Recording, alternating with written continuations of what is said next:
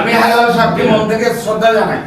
উনি প্রথমে যেভাবে নিঃশর্তে ক্ষমা চেয়েছে, এটা কিন্তু প্রথম থেকে কেউ চাইতে পারে নাই।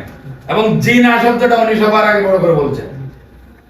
এখনো পর্যন্ত আরেকবার জানতে চাইবো, বলেন তো সবাই এক শব্দ হবে না? জি না। আমি বলি, আপনারা কি এই যে এখানে জোর করে সমাধান করার চেষ্টা করানো হচ্ছে? মন থেকে সমাধান চান? মন থেকে, সবাই মন থেকে। তাহলে আপনারা নিজ দায়িত্বে চেয়ারম্যান সাহেবের সাথে একটু মিলে যাও। একটু কথা বলবেন, সমস্যা নাই। কথা ক্ষমা বলে না, উনি একটু বলবেন, বলুন। না, আমার কথা শেষ হয়নি তো। আমি একটু কথা শেষ করেই, আমার শেষ মাত্রা হচ্ছে ক্ষমা মহত্বের লক্ষণ। পৃথিবীতে আল্লাহ তাআলা তাদেরকেই বেশি পছন্দ করেন যারা ক্ষমাশীল। আল্লাহ সবচেয়ে বড় ক্ষমাশীল। আল্লাহ নিজে ক্ষমাশীল। আল্লাহ ক্ষমা চাওয়ার জন্য আমাদেরকে 5টা সময় বেছে দিয়েছেন। তোমরা এই 5টা সময়ে আমার কাছে ক্ষমা চাও। কোন 5টা সময় কে কে বলতে পারবেন? 1 নাম্বার মুরব্বী, এটা একটু হয়ে গেল আন্দাজি। একটা হচ্ছে তাহাজ্জুদের নামাজের সময়। তাহাজ্জুদের নামাজের টাইমে যদি আপনি আল্লাহর কাছে চোখের পানি ফেলে কাঁদতে পারেন, আল্লাহ এই পানি কোনো মিস করবে না। আরেকটা হচ্ছে ইফতারের আগে।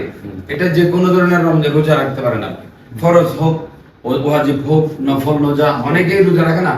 এই রোজার ইফতারের আগে, জুমার নামাজের দিন, জুমার নামাজের থেকে খুতবার আগে মাঝখানের সময়টাতে যে সর্বপ্রথম ব্যক্তি মসজিদে ঢোকে।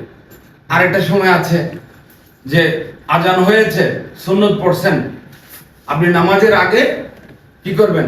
ফরজ নামাজ জামাতে আদায় করার জন্য অপেক্ষা করছেন, ঠিক কিনা? তাহলে 4টা। আরেকটা কোনটা এই মুহূর্তে মনে পড়ছে না। টোটাল 5টা সময় আল্লাহ ওয়াদা দিয়েছেন, আমার বান্দাদের কোনো আবেদন আমি ফেরত দেই না। বুঝতে পারছি? তাহলে আপনি ওই যে তাহাজ্জুদের পরে ফজরের আগে, আর একটা ওই যে মাগরিবের নামাজের আগে আগে, যেটা ইফতারের টাইমের আগে, তা আমরা আল্লাহর নির্দেশনাগুলো মানবো। এবং এই যে ক্ষমাশীলদেরকে আল্লাহ পছন্দ করেন, সেই যে একটা মহৎ গুণ।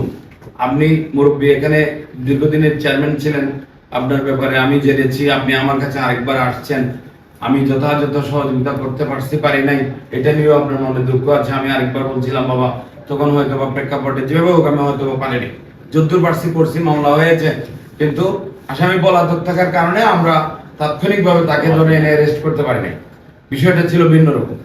তো এখন কথা হচ্ছে, মানুষ চাইলে অনেক কিছু পারে না, ইনস্ট্যান্ট অনেক কিছু ইচ্ছার বিরুদ্ধে হয়ে যায়।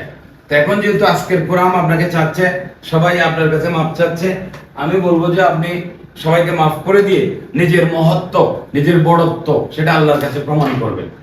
এটা নিয়ে মন বাড়াবাড়ির কোনো কিছু দরকার নাই। আপনি মুরব্বী, সবার মুরব্বী, এখানে কোনো ডাউট নেই। তো আপনার বড়ত্বের প্রমাণটা দিয়ে আমি মনে করবো যে আপনি কথা শেষ করবেন। ধন্যবাদ। আসসালামু আলাইকুম।